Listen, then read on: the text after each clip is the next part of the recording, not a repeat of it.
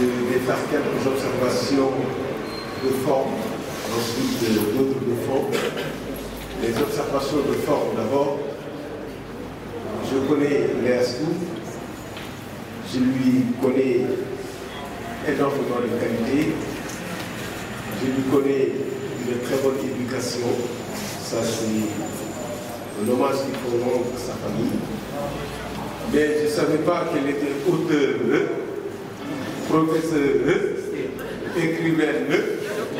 Donc aujourd'hui, je peux considérer que Léa Stou est au féminin pluriel.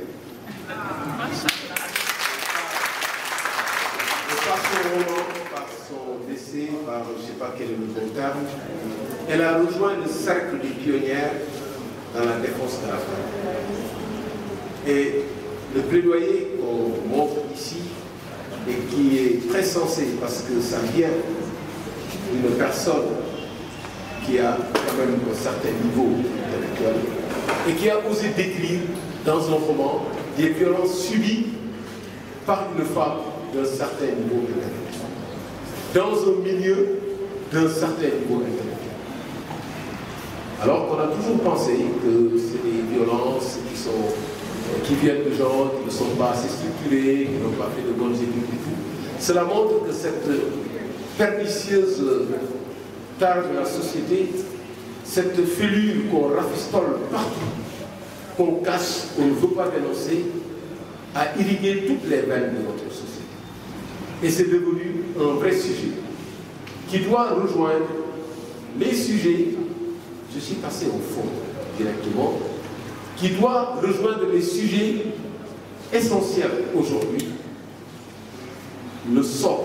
Nous n'avons pas de socle pour notre nation.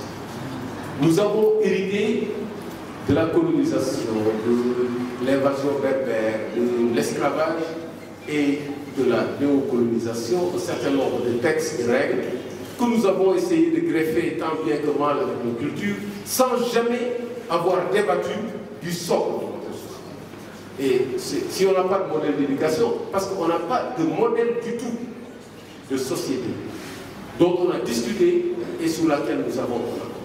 C'est donc dans la recherche de ce nouveau socle pour la nation qu'il faut verser le dossier de Léa Stou. En plus d'un roman, vous avez fait une contribution sur une question essentielle, actuelle et future. Et récemment, il y a eu un gros débat sur le port du voile à Jeanne d'Arc.